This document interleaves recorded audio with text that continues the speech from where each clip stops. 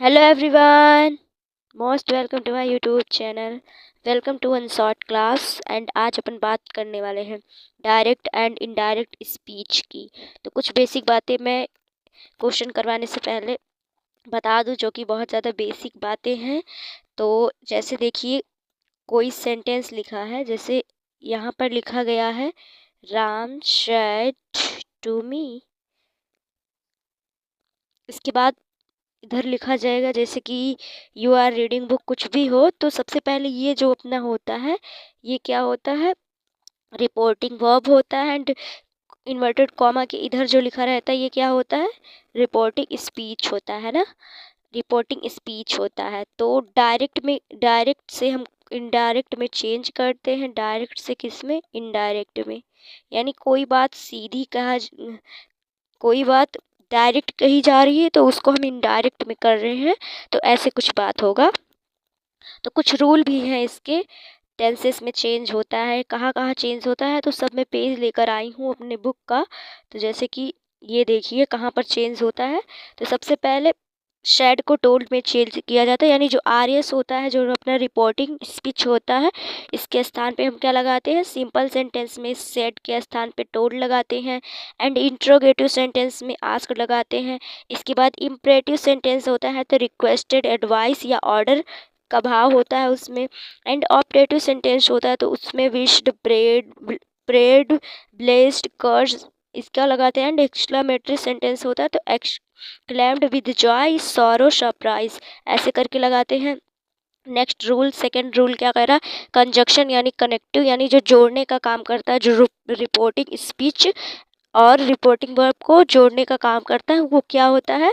तो आरएस का सेंटेंस दिया रहेगा जैसे कि सिंपल में, तो हम उसको दैट में जोड़ेंगे। और जब सेंटेंस दिया रहेगा रिपोर्टिंग स्पीच का इंट्रोगेटिव में, तो हम इफ़ या वेदर लगाएंगे। इंट्रोगेटिव जब डब्ल्यू एच टाइप का रहेगा तो हम उसमें डब्ल्यू एच वर्ड ही लिखेंगे। एंड इम्परेटिव में रहेगा तो टू लगाएंगे। ऑप्टेटिव में रहेगा तो भी दैट लगाएंगे। एक्सक्लेमेटरी में रहेगा तब भी दैट लगाएंगे। तो ये कुछ बेसिक फॉर्मूलेस, और इसी के बेस पे पूरा चेंज होता है direct and indirect. And tense में भी चेंज होता है। टेंस में चेंज होता है, ये देखिए टेंस में चेंज होता है।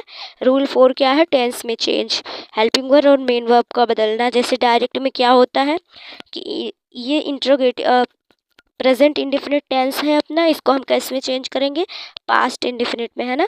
तो ये सब लिखा हुआ है यहाँ देखिए, प्रेजेंट कॉन्टिन्यूअस है तो पास्ट कंटिन्यूअस में। एंड यहाँ प्रेजेंट परफेक्ट है तो यहाँ पास्ट परफेक्ट में चेंज होगा। यहाँ पर क्या है, प्रेजेंट परफेक्ट कॉन्टिन्यूअस, तो यहाँ पास्ट परफेक्ट कॉन्टिन्यूअस में चेंज हुआ है।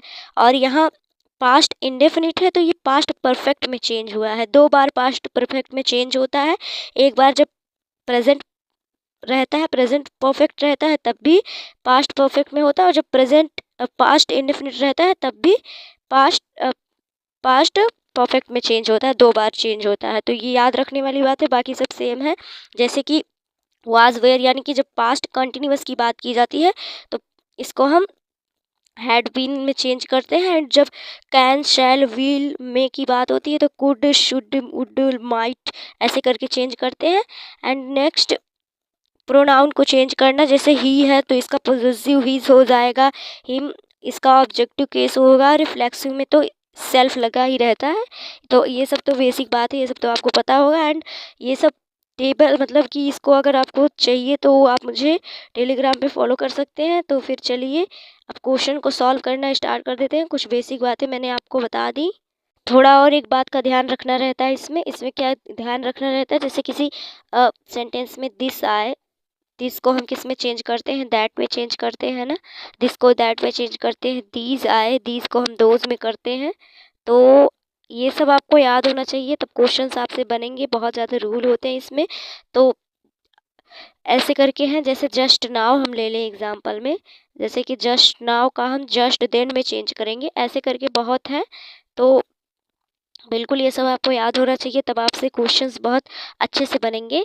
तो जैसे हम एगो का ले लें तो एगो का बिफोर हो जाता है, तो ऐसे हम एगो का ले लें तो एगो का बिफोर हो जाता है। ऐसे करके बहुत ज़्यादा हैं, तो ये सब आपको बिल्कुल याद होने चाहिए। तो और चेंजेस क्या है, और थोड़ा एक और होता है जिसमें चेंज नहीं होता, तो जैसे यूनिवर्सल ट्रूथ कहीं पर आ जाए, यूनिवर्सल ट्रूथ, यूनिवर्सल ट्रूथ आ जाए कहीं पर, है ना, और कहीं पर हिस्टोरिकल फैक्ट आ जाए, फैक्ट आ जाए, हिस्टोरिकल फैक्ट, कोई हैबिट वैबिट आ जाए, जैसे कि किसी की कोई आदत हो, हैबिट की बात की जाए, है ना, हैबिट आ जाए, तो इन सब में क्या होता है, इन सब में नो चेंज होता है, नो चेंज, ओनली दैट लगा के जोड़ देते हैं वर्ड को, चेंज, कोई टेंस, कोई प्रोनाउन, कुछ भी यहाँ चेंज नहीं किया जा सकता, तो ये भी आपको याद रखना है। इसके बाद चलिए हम अपने पहले क्वेश्चन पे बढ़ते हैं। पहला क्वेश्चन क्या कह रहा है अपना, Rahul said to me I am writing a book. तो राहुल मुझसे क्या कह रहा है कि मैं जो है एक किताब लिख रहा हूँ, है ना, तो आई एम, इससे क्या पता चल रहा है कि ये टेंस जो है प्रेजेंट कॉन्टिन्यूअस का है, इसको चेंज किस में करेंगे, पास्ट कॉन्टिन्यूअस में, तो क्या लगेगा, वॉज वर लगेगा, वॉज वर लगेगा, और यहाँ सन का फार्मूला यूज़ करेंगे, सन का फार्मूला 1 2 3, है ना, तो सन का फार्मूला क्या होता है, सन का फार्मूला होता है कि जब सब्जेक्ट रहता है तो हम क्या करते हैं, फर्स्ट फॉर्म का यूज़ करते हैं, फर्स्ट पर्सन का यूज़ करते हैं, सेकंड ऑब्जेक्ट का हम सेकंड पर्सन में चेंज करते हैं, एंड जो थर्ड पर्सन होता है हमारा, थर्ड पर्सन इसमें कोई चेंज नहीं करते, तो थर्ड पर्सन क्या होता है, जैसे ही, she, it, they, name, ETC, है ना, तो this is very very basic point. And मैं अब क्वेश्चन सॉल्व करने की बात करूं तो ये सब मैंने आपको बताया, तो क्वेश्चन को चलिए सॉल्व करते हैं।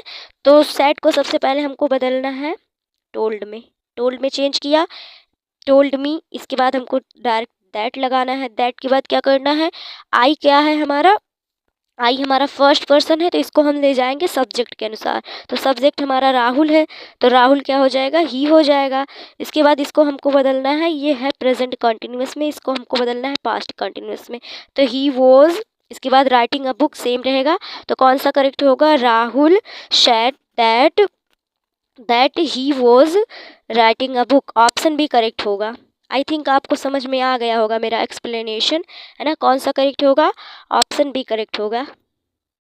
अगले क्वेश्चन पे बढ़ते हैं अपने। अगला क्वेश्चन क्या कह रहा है, he said to Radha are you took, नहीं नहीं, आर यू फूल रहेगा ना, आर यू फूल, उसने राधा से क्या, क्या तुम फूल हो, मूर्ख हो, तो फिर ये देखिए हमारा, ये हमारा क्या है, प्रेजेंट कॉन्टिन्यूअस है, तो पास्ट कॉन्टिन्यूअस में जाएगा, है ना, और ये जो हमारा सेंटेंस है ये कैसा है, ये इंट्रोगेटिव है ना, तो इंट्रोगेटिव में कौन सा हेल्पिंग वर्ब वाला है, तो हेल्पिंग वर्ब वाला है, तो चेंज कैसे करेंगे, तो सबसे पहले ही सैड लिखेंगे, he said to Radha, Radha, he said to Radha, उसने राधा से कहा, इसके बाद हम इफ़ लगा देंगे, इफ़ लगा देंगे, इफ़ के बाद हम क्या करेंगे, इसके बाद हम यू को देखेंगे, यू हमारा कौन सा पर्सन है, यू हमारा सेकंड पर्सन है ना, पर्सन आपको याद होने चाहिए, नहीं याद है तो लास्ट में मैं आपको बता दूंगी।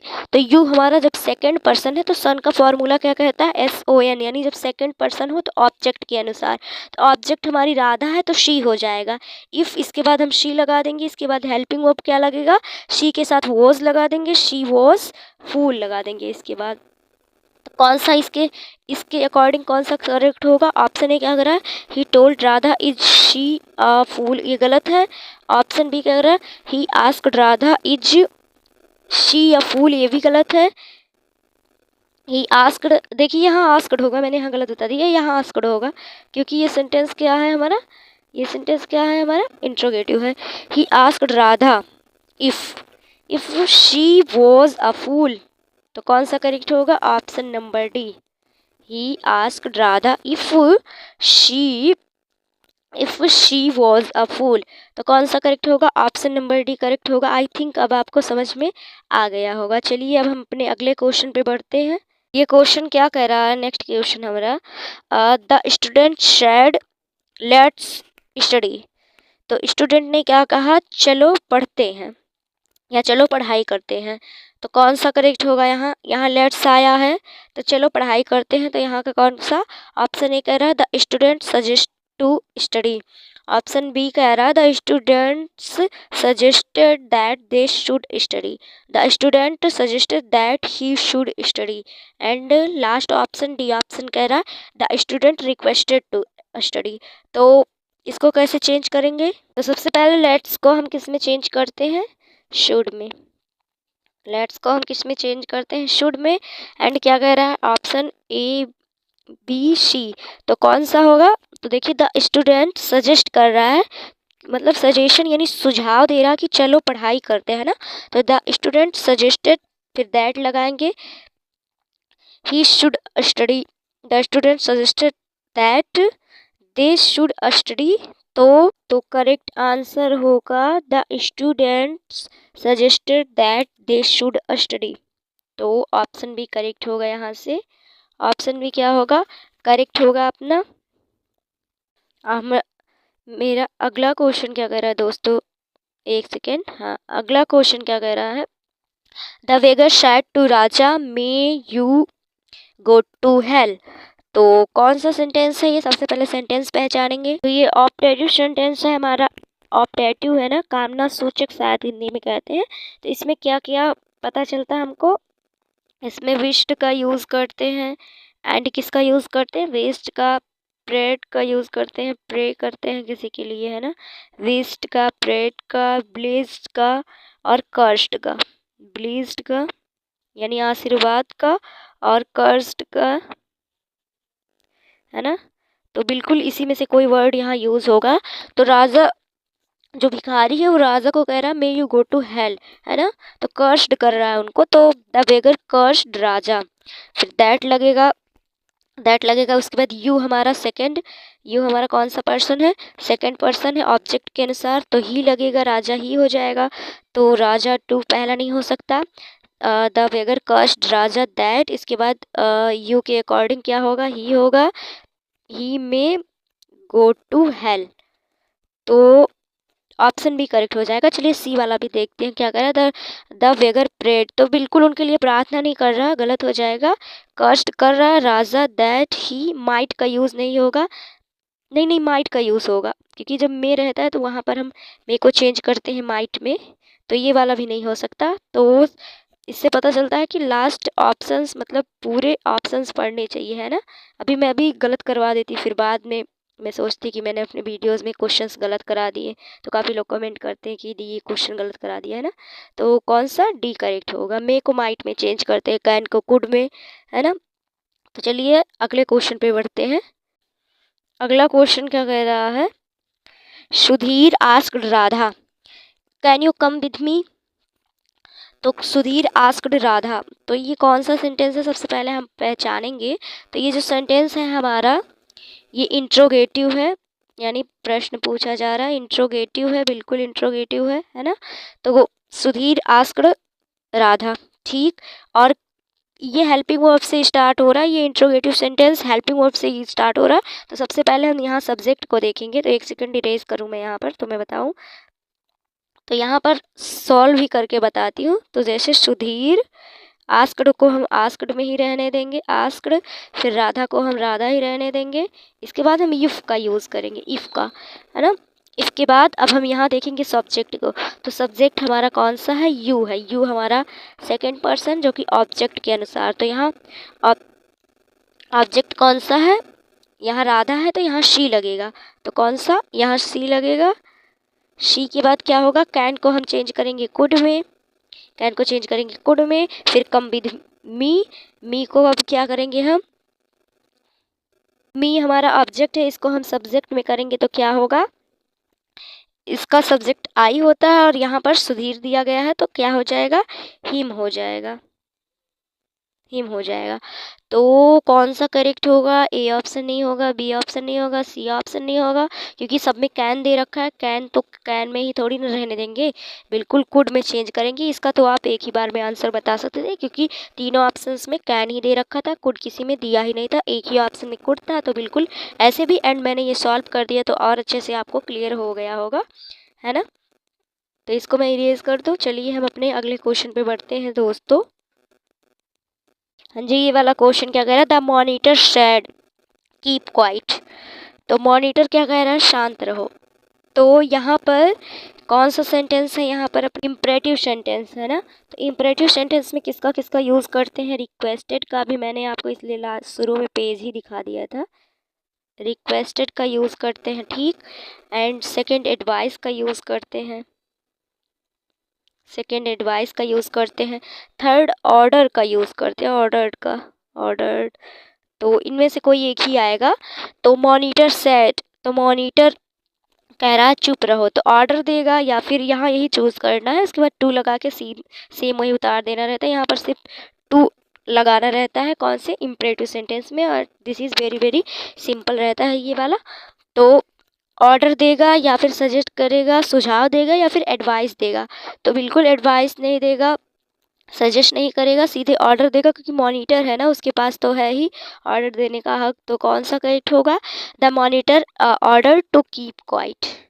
तो मॉनिटर क्या कर रहा है, ऑर्डर दे रहा है। ये इसी जगह पे अगर कोई और ऐसी बात होती कि जैसे हमको प्रतिदिन हाथ धुलना चाहिए, हैंड वॉश करना चाहिए या ब्रश करना चाहिए, तो वहाँ पर हम क्या कर लेते, सजेस्टेड, वो सजेस्ट कर रहे हैं, सुझाव दे रहे हैं, तो लगाते। और एडवाइस की बात, एडवाइस में क्या होता है कि कोई चीज़ हमको कोई बता रहा है ना, तो हम लोग क्या करते हैं, एडवाइस दे रहे हैं बड़े, तो एडवाइस हो जाता। तो कौन सा करेक्ट होगा, ए ऑप्शन करेक्ट होगा। तो चलिए नेक्स्ट क्वेश्चन पे बढ़ते हैं आज के। ये वाला क्वेश्चन क्या कह रहा है, the beggar said to Raja may you go to hell. तो वही सेम क्वेश्चन फिर से आ गया, उनको कर्स्ड कर रहा है ना, the beggar cursed Raja that he may go to hello.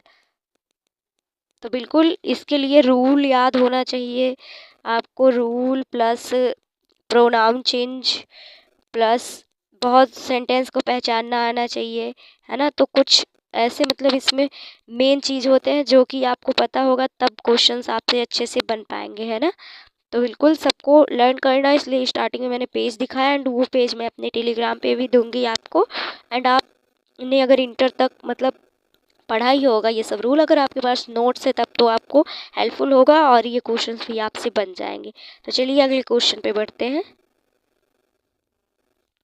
ये वाला क्वेश्चन क्या कह रहा है दोस्तों अपना, Ram said to his teacher sir may I come in please. तो यहाँ पर क्या कर रहा है, कह रहा है कि सर, राम जो है अपने टीचर से पूछ रहा है, सर क्या मैं अंदर आ सकता हूँ। तो this is very very easy and important. तो पहला ऑप्शन कह रहा है, Ram asked his teacher to come in, या फिर Ram asked his teacher if he might. तो इफ़ कब आता है, जब हेल्पिंग वर्ब से स्टार्ट होता है ना, हेल्पिंग वर्ब से स्टार्ट हुआ है, मे से स्टार्ट हुआ है। चलिए अगला देखते हैं, Ram asked his teacher respectfully if he might go in. तो करेक्ट कौन सा होगा, रिस्पेक्टफुल्ली आ गया, इसकी वजह से ये वाला यहाँ करेक्ट हो जाएगा, सी ऑप्शन। रिस्पेक्ट से कहेगा ही, है ना, तो यहाँ रिस्पेक्टफुल्ली हो जाता है। तो यहाँ बिल्कुल करेक्ट आंसर कौन सा होगा, ऑप्शन नंबर सी हो जाएगा। चलिए अगले क्वेश्चन पे बढ़ते हैं, एंड आज के लास्ट क्वेश्चन पे। लास्ट क्वेश्चन क्या कह रहा है अपना, he said, sorry, he will say to me who are you. तो देखिए WH वर्ड है, WH वर्ड के लिए बहुत ज़्यादा इजी होता है। तो सबसे पहले हम क्या करेंगे, इसमें तो कोई चेंज करना नहीं है हमको, है ना। हम यहाँ से टेंस देखेंगे, आर लगा है तो बिल्कुल प्रेजेंट कंटिन्यूअस है, तो इसको वाज वर्ड में चेंज करेंगे, यानी पास्ट कॉन्टीन्यूअस में चेंज करेंगे, है ना, पास्ट कॉन्टीन्यूअस में चेंज करेंगे। और तो बिल्कुल ही विल टेल से को हम किस में चेंज करते हैं, टेल में, या फिर आस्क में, किस में चेंज करते हैं, टेल में। देखिए क्या कहना चाह रहा है क्वेश्चन, कि वो मुझसे पूछ रहा है कि तुम कौन हो, है ना। तो ही विल टेल मी, तो सबसे पहले टेल का यूज़ नहीं होगा, से आस्क का यूज़ होगा। तो पहला तो ऐसे गलत हो गया। सेकंड क्या कह रहा है, he will ask me who was I. तो देखिए यहाँ पर यू है, यू को चेंज करेंगे ऑब्जेक्ट के अनुसार, तो मी का आई होगा, बिल्कुल आई होगा। और हु वॉज आस्क मी, तो यहाँ पर भी कुछ, he will ask me who I am, तो हु आई वॉज। तो कौन सा होगा, थोड़ा यहाँ थोड़ा सेंस वाला है, मतलब कि वो कह रहा है कि तुम कौन हो, तो इसके अकॉर्डिंग क्या बनेगा कि वो मुझसे पूछ रहा है कि मैं कौन हूँ, है ना। तो वॉज वाला नहीं होगा, यही वाला सही होगा, है ना। ऐसे भी तो ये भी करेक्ट लग ही रहा था, बट सी ऑप्शन करेक्ट होगा, है ना। यहाँ जैसे कि वॉज में भी कर सकते थे, बट इसको पढ़ेंगे तो ज़्यादा मीनिंग सही निकलेगा। जैसे he will ask me who I am, तो वो मुझसे पूछ रहा है कि मैं कौन हूँ, तो सी ही ऑप्शन यहाँ सही बैठेगा, है ना। तो ये लास्ट क्वेश्चन नहीं है, 2 क्वेश्चन और है जो कि मेरे बुक के पेज से हैं, तो मैं उसको भी करा देती हूँ दोस्तों। तो ये क्वेश्चन जो कि मेरे बुक के पेज का है, ये क्वेश्चन मुझे इंपॉर्टेंट एंड अच्छा लगा है, तो मैं लेके आई हूँ। ये क्वेश्चन क्या कर रहा है, the principal said to a new student what is your name. तो प्रिंसिपल जो है इस क्वेश्चन में एक न्यू स्टूडेंट से पूछ रहा है कि तुम्हारा क्या नाम है। तो बहुत अच्छा क्वेश्चन है। तो the principal said to a new student, यहाँ तक तो ठीक है। व्हाट हिज, तो यहाँ योर है, व्हाट इज नेम वॉज नहीं होगा यहाँ पर। बी ऑप्शन क्या कर रहा था, principal asked a new student what was his name, तो यहाँ पर भी नहीं होगा। ऑप्शन सी क्या कह रहा है, the principal asked to a new student what his name was, तो D option I think correct है। हाँ, क्या कर रहा था, principal asked a new student, principal ने न्यू स्टूडेंट से पूछा व्हाट हिज नेम वॉज, है ना, उसका नेम पूछा ना, क्या है उसका नेम।